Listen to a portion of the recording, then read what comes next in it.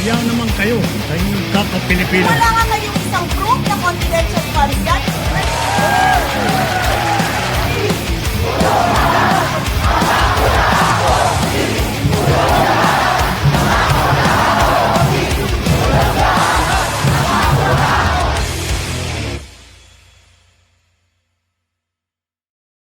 Okay, magandang araw po sa inyo lahat. Ako po si Christian Esguera and welcome po sa ating special Facts First episode ngayong araw po ng Miyerkules. Today is Ash Wednesday, February 18, 2026. Okay, marami po tayong pag-uusapan dito po sa particular na episode na ito. And by the way, this is a recorded episode. We're recording this at 9 in the morning. Pero syempre, fresh na fresh yung mga perspectives na ating makukuha dito sa ating panauhin. Kaugnay po ito dito sa anunsyo na yung ICC prosecutor pinangalanan na po na co-perpetrators dito po sa kaso ni dating Pangulong Rodrigo Duterte, yung crimes against humanity dyan po sa ICC, sina Senators Bongo, Bato de la Rosa, and 6 others. Okay? Siyempre, logical question dyan ay, susunod na ba silang ipa-aresto? That we have to know. Pero yun ang logical second move dyan, hindi po ba? Pero may mga ilang senador po na nag-weigh in dito po sa issue na ito. Ito po hihimayin natin kung tama po ba yung mga puntong kanilang inilatag. At iisa-isahin po natin yan. And I'm very happy to have here on Facts First for the first time. I've been wanting to invite him for so long. And finally, nagkaroon po tayo ng pagkakataon. I'd like to welcome to our program for the first time si Dean Mel Santamaria. Siya po yung dating Dean ng Far Eastern University College of Law. Magandang araw po, Dean, and thank you for joining us dito po sa Facts First. Magandang araw, Christian, at sa lahat ng ating tagapanood at tagapakinig. Mabuhay po kayong lahat. Okay. Sige, isa-isahin po natin. No? Ito yung una, yung punto na nanggaling po kay Senator Panfilo Lacson. And I think this is also articulated by many others, particularly mga supporters ng mga Duterte at saka ni Bato. Dapat po ba, kung sakaling maglabas ng arrest warrant, muli yung ICC laban dito kay Bongo and 7 others, dapat ba talagang dumaan yan doon sa ating local courts or pwede na yung sarili nating batas? Diba? Meron tayong batas kaugnay sa crimes against humanity at nandun yung option na pwedeng exercise ang government. Alam mo, sound na sound ang ating batas dyan at talagang lahat ng, kumbaga, lahat ng loopholes ay natakpan na. Unang-una, tignan natin kung ano ang crime involved. It is crime against humanity for murder. So iyan ay sakop ng international law. At sinasabi ng international law na ang crime against humanity ay actually pwedeng dinggin ng kahit anumang sino man na estado o country. Pangalawa, ang ating konstitusyon sinasabi that we also adopt the generally accepted principle of international law bilang nakapaloob sa ating mismong konstitusyon. So kung ang crime against humanity ay a matter of international law, then nahandoon lahat ng mga alituntunin niyan sa ating konstitusyon impliedly. At pangatlo, nakalagay sa ating Republic Act 9851 na in the interest of justice, kung mayroon ng international tribunal or prosecutor na dumidinig na o nag-iimbestiga sa mga taong inaakusahan ng crime against humanity, pwede nang pabayaan ng gobyerno natin yon. Sige, kayo na lang, hihintayin na lang namin. At isa pa, dun sa Section 70 na yon. At kung kinakailangan na dalhin dyan, sabi ng batas na iyan, na ang Senate President pa dyan, si Senate President Juan Ponce Enrile, ibibigay namin sa inyo. Sabi pa ng batas na iyan. So, nakikita mo, international law, constitution, local law, ay merong base. At lalong-lalo na yung ating Bill of Rights ng ating Constitution. Sabi, mag-i-issue lamang ang huwes o korte ng warrant of arrest kung may probable cause. Tandaan natin, kung pagmamasta natin ang ating konstitusyon, ang katagang korte o huwes ay hindi dinidistinguish. And therefore, according to constitutional interpretation, what is not distinguished, we should not distinguish. So therefore, kasi very shallow kung sasabihin natin na hindi nakita ng framers ng ating konstitusyon, hindi nakita ng ating ng gumawa ng Republic Act 1951 ang contingency ito na mismong tumutukoy sa international crime against humanity. Tandaan natin, yung Republic Act 9851 is our law on crime against humanity. So, therefore, yung ating Republic Act 9841 ang statutory bridge. Siya ang tulay sa pag-i-implement natin sa international law na tinatanggap ng ating constitution. So, sa makatuwid, para lang sa akin, isinasaalang-alang mo lahat ng mga iyan, hindi na kailangan ang pumunta pa sa korte. Sayang lang ang oras. So basically, yung arrest warrant na in-issue against the former president, valid yun. Based on your explanation, hindi po ba? At kung maglalabas muli ng arrest warrants against the other co-perpetrators, valid din. Oo, kasi kung maglalabas ng arrest warrant doon, maglalabas pa rin ng arrest warrant dito, redundant na talaga iyan. Sapagkat mismo ng ating mga batas ay pinapahintulutan yon.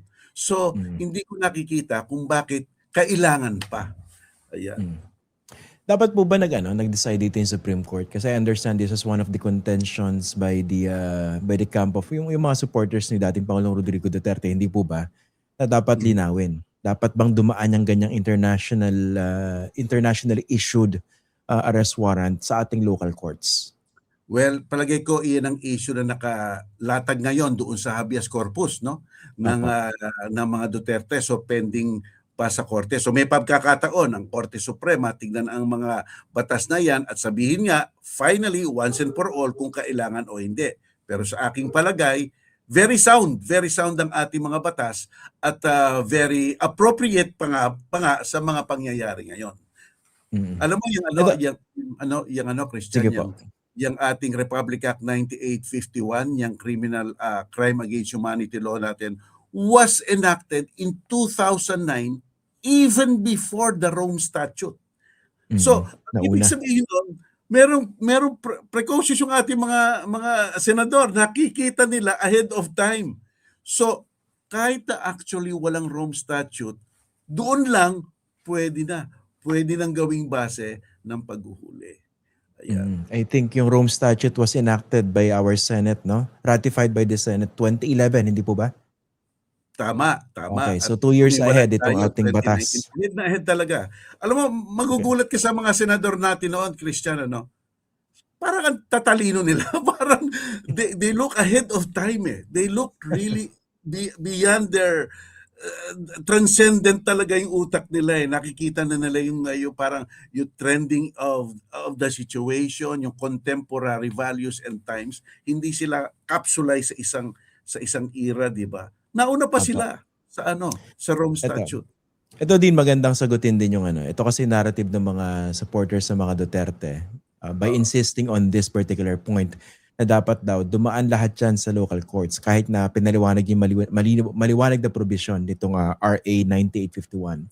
Ano ba basically yung logic or reason behind that? Na kung meron ng investigasyon na ginagawa ang isang international body regarding a crime against humanity involving let's say Filipino, na pwede nating isuko as one option. Hindi na natin kailangan i-prosecute pa rito or idaan pa sa local courts.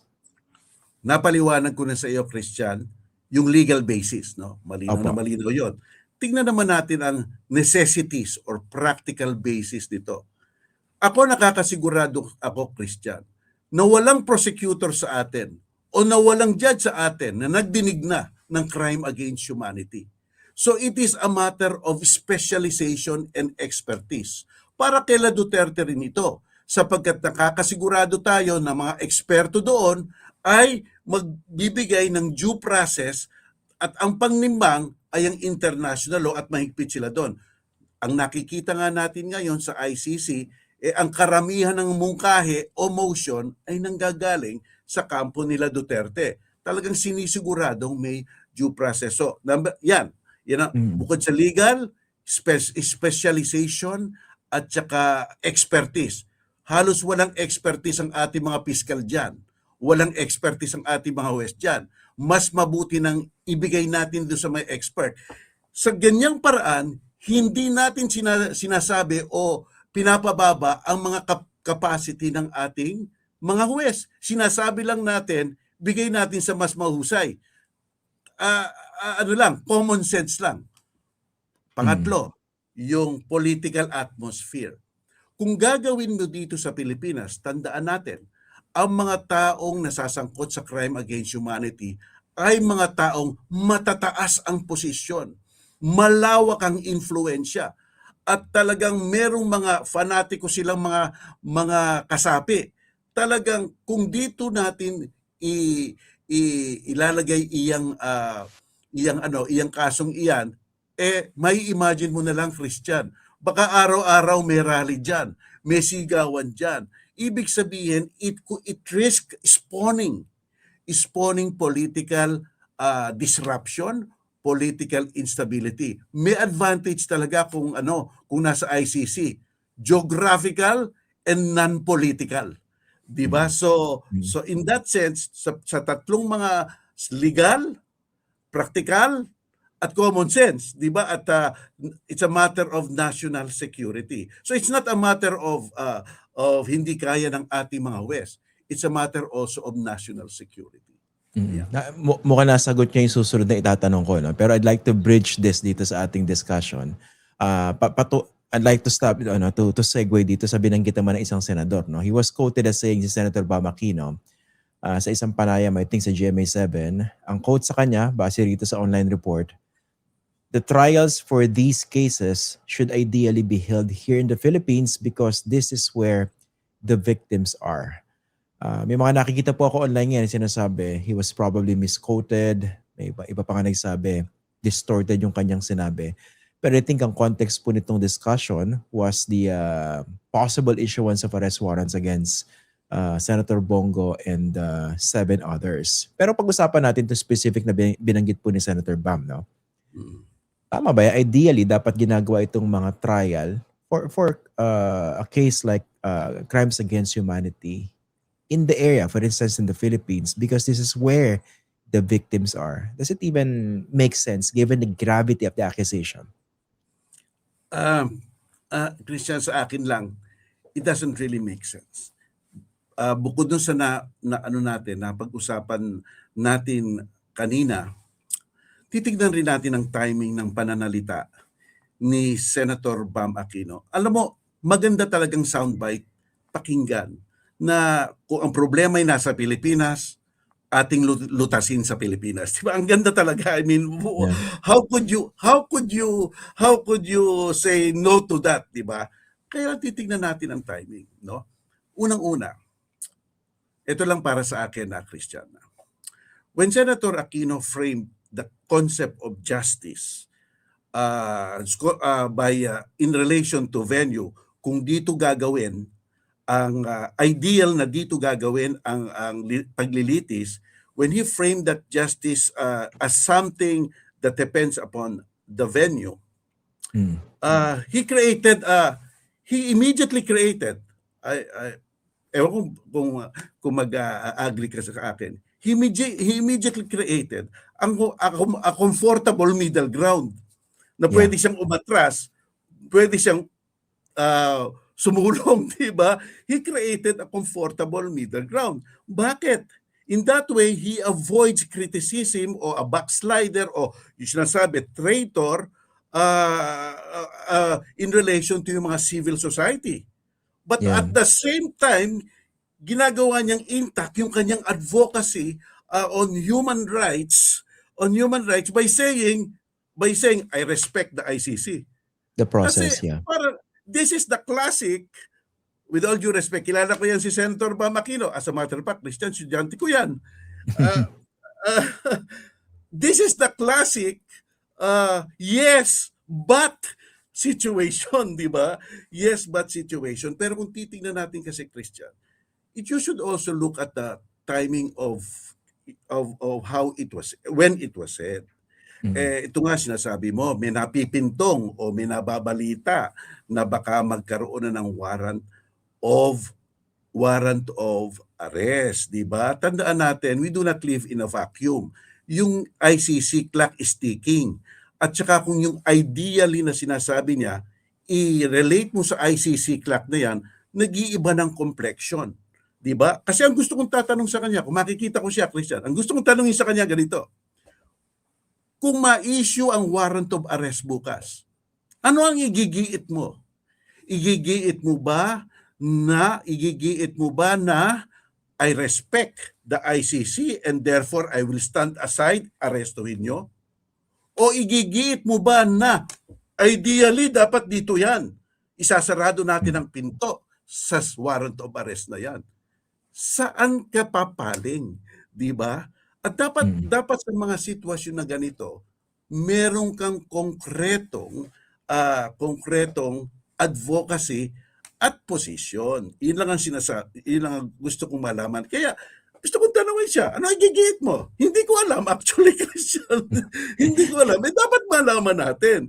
Kasi if you want to personify yourself either as a human rights advocate or as an internationalist, then you have to, the situation demands that you make a position kasi nga may mga biktima. May mga biktima na iyon lang ang kanilang tinitingnan na pag-asa, di ba? Wag na nating tanggalin sa kanila yan kahit na sa pagdududa lamang, di ba? Opo. I agree yung binanggit niyo, no? It's a yes but statement. Kung if I may, no, dadagdagan ko lang po. Actually, ang basa ko rito, given the timing that you mentioned, this advertently or inadvertently falls into the narrative of the DDS. Ito yung sinasabi kasi ng mga DDS for so long, eh. Hindi ba? Dito nyo sila usigin. Dito gawin yung trial. Ang nakakalimutan sa ganitong simplistic statement ay yung sitwasyon, di ba? Sinubukan po yung gawin over the past 6 years ng napakaraming biktima at napakahirap kumuha ng ebidensya dahil karamihan po tampered. Diba yung mga medical records, tapos paano nung ipoprosecute? Kunwari isang simpleng biktima lalapit sa police station, police yung may pakana. Tapos yung Department of Justice kontrolado ni Duterte. Tapos from the very top, the president was setting the tone. Diba sinasabi niya, sagot ko yung mga police, pagpapatayin niya. Hindi po ba? Yun yung bigger context na parang namimiss. Actually, namimiss sa mga ganitong simple statements. Hindi po ba? Gandang punto, Christian. Gandang punto niyan. Dapat marinig ka ni Senator Babakino. Sapagkat para siyang gumagawa ng two choices. Para bang, okay, I respect the ICC, but I give, ideal preference to our court system na alam naman natin, ilang big fish naman ang nako-convict niyan. Isa nga na-convict si President Estrada na pardon pa. So, right, in a few months. Yes, in a few months. So therefore, are you invoking an ideal setting in the Philippines when in reality, we actually know, di ba, we actually know that halos wala namang big fish ang nako-convict dito eh. Di ba? Parang hanggang sampalang ng kaso, hanggang trial, pero at the end of the day, acquitted. Parang, come on, let's be realistic. Yun lang ang gusto kong sabihin. Kung magsasalita ka ng ideal, then what for you is ideal? Tignan mo ang paligid mo. Di ba? Tignan mo ang paligid. Tignan mo ang justice system natin. Tsaka tignan mo yung sinabi ni Christian. Di ba? Therefore, the ideal, parang isang ideal is a concept that has no factual bearing as of now in the Philippines. Do you buy the idea that he probably simply misspoke? Although hindi ko pa naman nadidinig na ginagamit yan dahilan yun. Well, okay. Ang first, talaga, Christian, ang first impression ko talaga, when you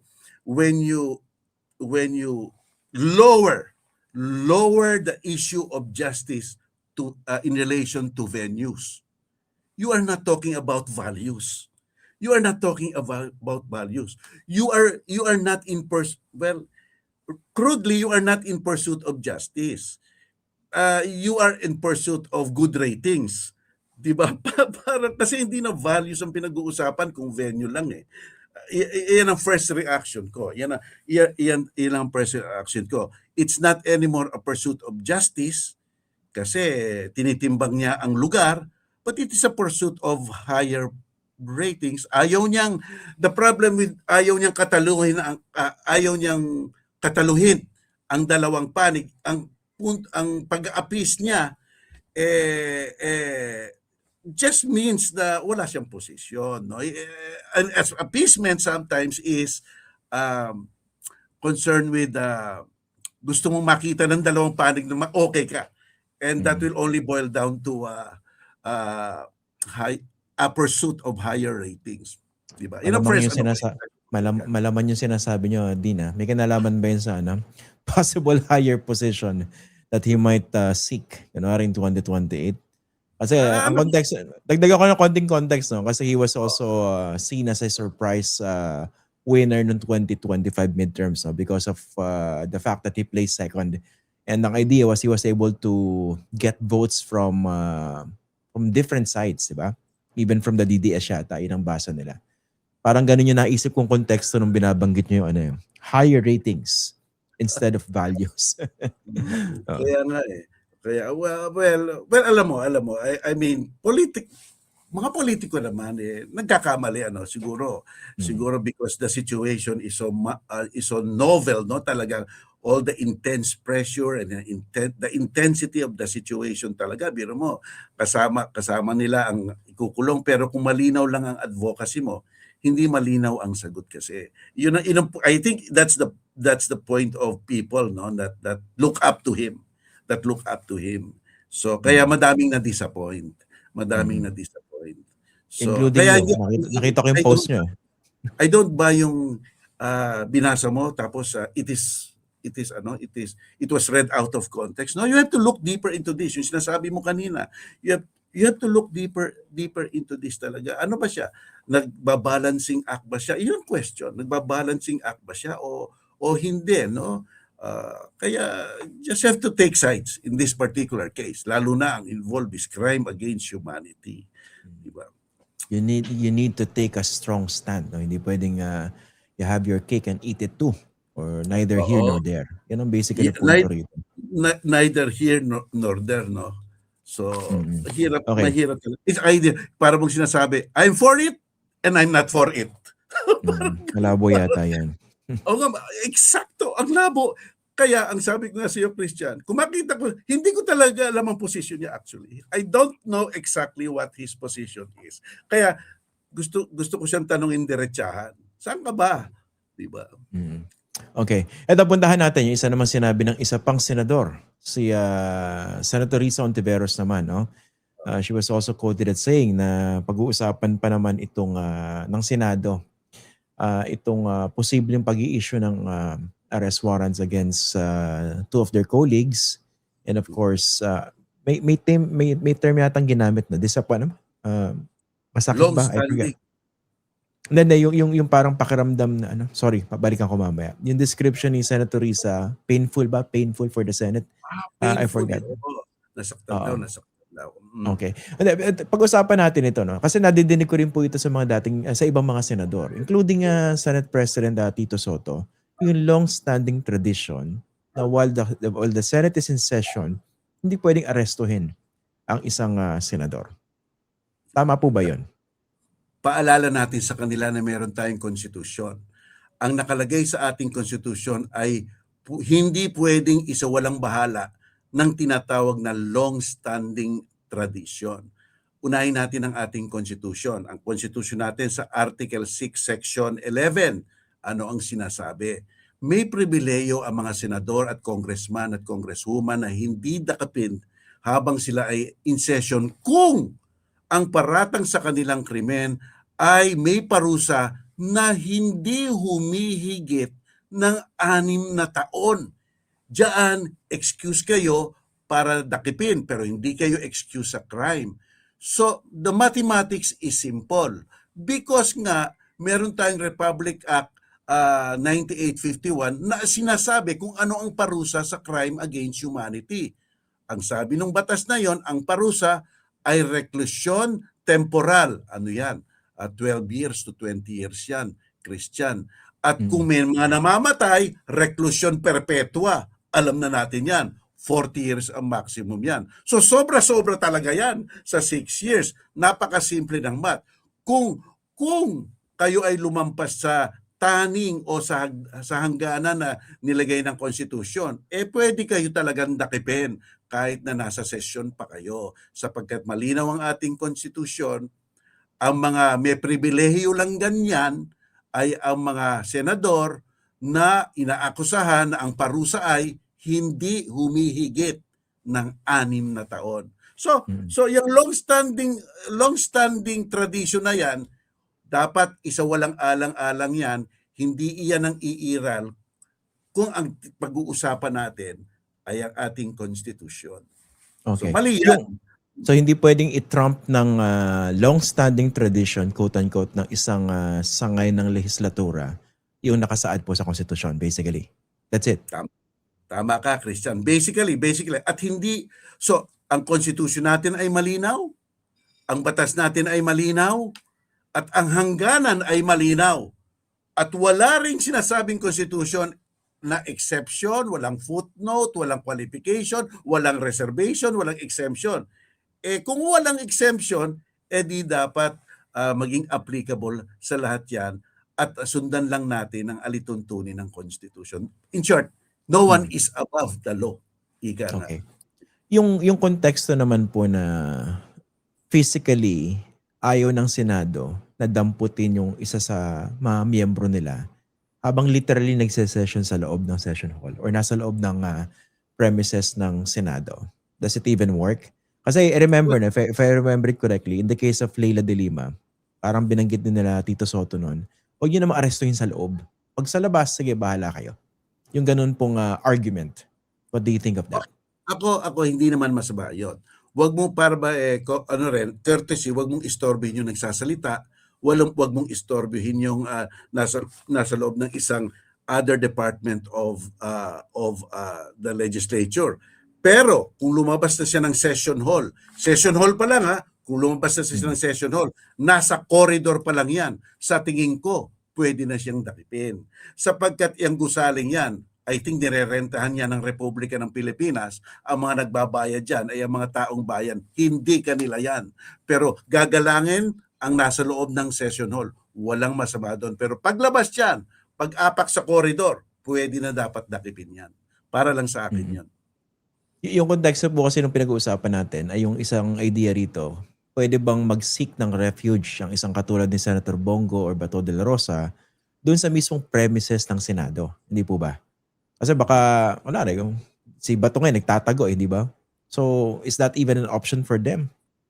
To seek refuge in the Senate? Literally. Alam mo, unang-una, wala akong alam sa konstitusyon na ginagawang fortress ang ating Senado o ang ating House of Representatives. Walang ganon. Hindi mo mababasa yan sa ating saligang batas.